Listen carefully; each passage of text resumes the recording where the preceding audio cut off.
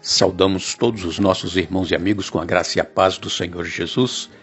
É muito bom estarmos novamente juntos, iniciando uma nova semana de estudo. Eu agradeço a Deus por Ele permitir estarmos juntos a cada manhã, estudando a Sua Palavra. Agradeço a cada um de vocês, onde quer que vocês se encontram.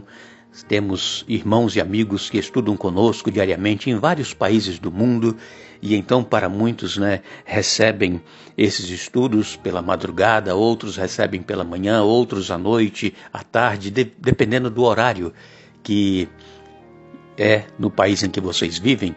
Então, nós mesmo assim agradecemos a todos vocês. E o nosso desejo é que nós continuemos estudando a Bíblia juntos, aprendendo a vontade de Deus para conosco e nos submetendo à vontade de Deus, deixando Deus agir em nossa vida. Este é o nosso desejo.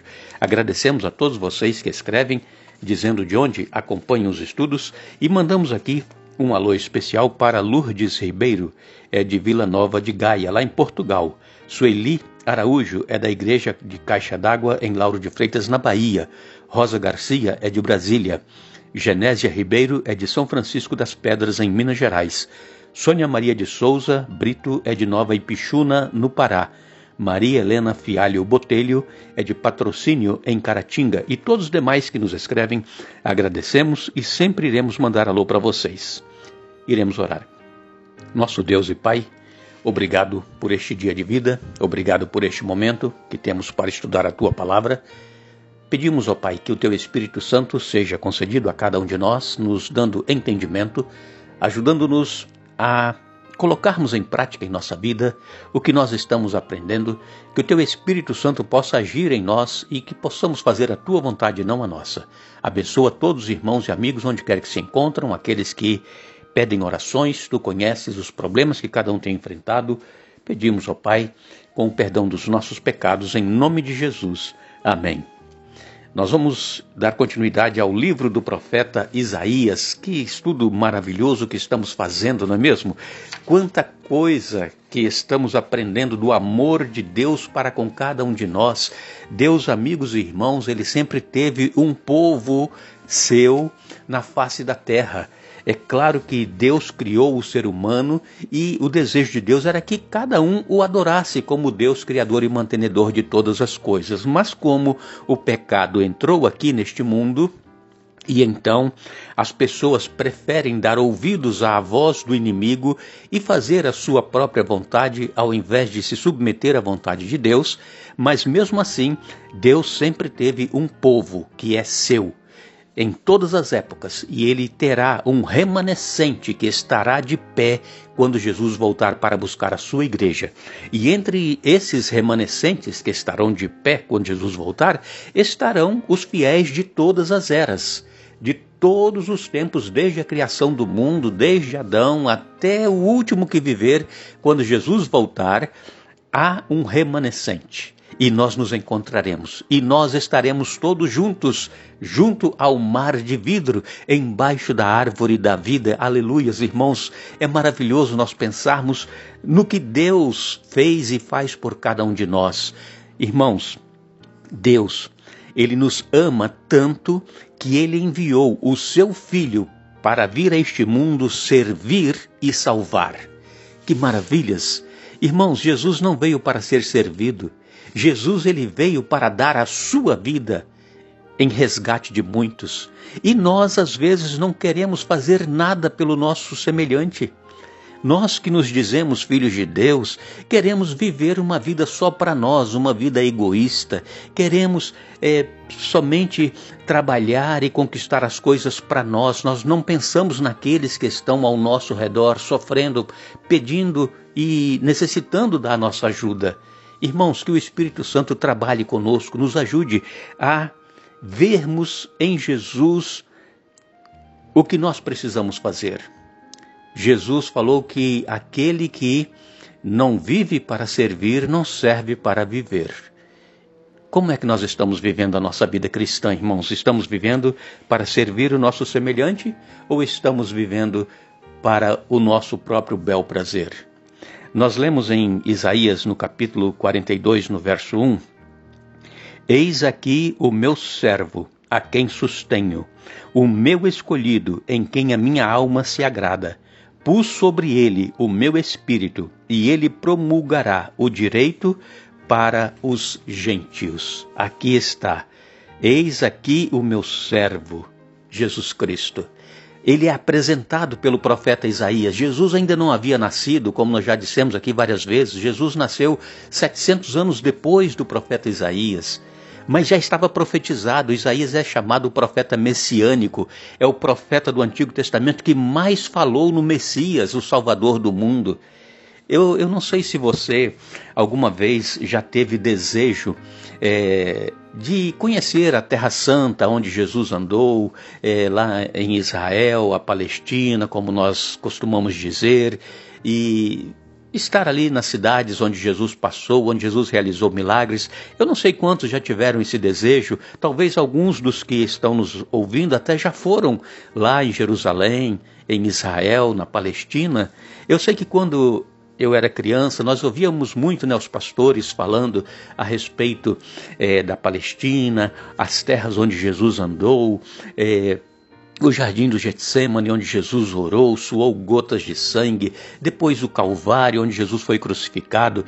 E então a gente ficava como criança, naquela ocasião, com aquele desejo de um dia estar lá também. Hoje é muito fácil, né, irmãos? Hoje, é claro, não tão fácil agora por causa da pandemia, está um pouco restrito, mas se tornou fácil. Qualquer pessoa que trabalha pode juntar um dinheirinho e pagar a prestação, a passagem e ir com um grupo lá para Jerusalém para conhecer as terras bíblicas. É muito importante, é bom, mas nós não precisamos ir lá na Palestina para nós fazermos aquilo que Jesus fez ou andarmos onde Jesus andou. Nós, irmãos, podemos seguir os passos de Jesus, andar nas trilhas que ele trilhou, onde nós estivermos. Como? Fazendo bem às pessoas, assim como Jesus fazia.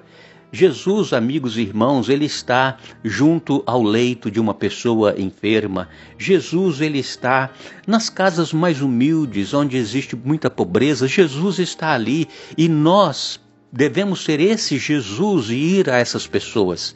Nós precisamos servir. E então, se nós conhecemos alguém da nossa igreja, dos nossos vizinhos, da nossa família que está enfermo ou que está passando por necessidade, nós temos que ser o Jesus para essa pessoa. Infelizmente, muitos irmãos dizem assim: não, mas eu não vou ajudar aquela pessoa porque ela está assim, porque ela quer, porque ela quis, porque ela agiu dessa maneira e daquela. Não importa. Todos nós temos altos e baixos em nossa vida. Nós não podemos querer julgar a pessoa. Só Deus conhece o coração e o motivo ou a situação por que ela se encontra assim. Deus é que sabe. E Deus é que lê os pensamentos e o coração. Nós temos que, amigos e irmãos, ao invés de julgar, é orar por essas pessoas, é estender a mão. É isso que nós precisamos fazer. E eu tenho certeza que você conhece alguém que está precisando de ajuda. Seja Jesus para essa pessoa. Sirva assim como Jesus serviu. Em Isaías 41 e no verso 8, o profeta Isaías escreveu: quanto a você, meu servo Israel, Jacó, meu escolhido, descendente de meu amigo Abraão.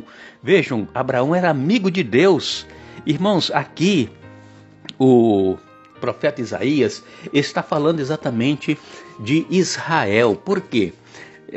No começo, verso 1, ele fala de Jesus. Este é o meu servo, a quem eu escolhi. Então, agora, aqui no verso 8, Deus, através do profeta Isaías, já está falando da nação de Israel. Essa nação, ela foi chamada por Deus desde quando Deus chamou Abraão. Jacó é descendente de Abraão. Então, Deus chamou Abraão, prometeu que dele faria uma grande nação. Veio Isaque. Isaque se tornou o pai de Esaú e Jacó. E Jacó lutou com Deus e prevaleceu e venceu. E então, quando Jacó lutou com Deus, ele estava voltando das terras do seu tio Labão para as suas terras. Ele então lutou com Deus lá no Vale do Jaboque. E antes que o dia amanhecesse, o anjo queria ir embora. E Jacó disse: eu não vou deixar você ir se você não me abençoar. E então o anjo do Senhor, o próprio Senhor Jesus Cristo, tocou a junta da coxa de Jacó. E ele ficou manco para o resto da vida. E então ele disse assim: olha, você não vai se chamar mais Jacó, você vai se chamar Israel. E então é deste nome que veio a nação de Israel. E Israel foi escolhido para ser uma nação a serviço da humanidade. Mas infelizmente, amigos e irmãos, a nação de Israel falhou. A nação de Israel se afastou de Deus. Ao invés de ser luz para as outras nações que estavam ao seu redor, eles se corromperam, se prostituíram, se envolveram com adorações a ídolos, se afastaram de Deus. Mas como eu disse no começo, Deus sempre tem um remanescente entre o povo que ele criou e chamou. E entre o povo de Israel sempre houve um remanescente fiel. E então, esta nação que estava sendo chamada para servir, para ser luz para as nações, ela então se afastou destes propósitos. E o que aconteceu então? Aconteceu que Jesus veio no tempo que estava predito na profecia, Gálatas capítulo 4, verso 4, e então diz aqui: ele promulgará o direito para os gentios. Isaías 42, verso 1. Ele promulgará o direito aos gentios. Quando Jesus veio, ele quebrou aquela parede de separação que havia entre judeus e gentios. E então Jesus, ele levou a mensagem de salvação aos gentios. E através, depois dos discípulos e do apóstolo Paulo, a mensagem de salvação foi sendo levada a todo mundo e chegou até nós, que também somos gentios, porque nós não somos judeus. E então nós recebemos esta bênção através da vida de Jesus, do seu serviço, da sua entrega que ele fez por cada um de nós na cruz do Calvário. Sim, amigos e irmãos, nós fomos chamados por Deus. Nós somos escolhidos por Deus. E nós precisamos viver em comunhão com Ele para que nós continuemos sendo escolhidos e a serviço do nosso Senhor Jesus Cristo. Que Deus nos abençoe, que Deus trabalhe conosco a cada dia, a cada momento, nos ajudando a vivermos cada vez mais a sua verdade em nossa vida. E não nos esqueçamos: eis que crio novos céus e nova terra, e jamais haverá lembrança das coisas passadas.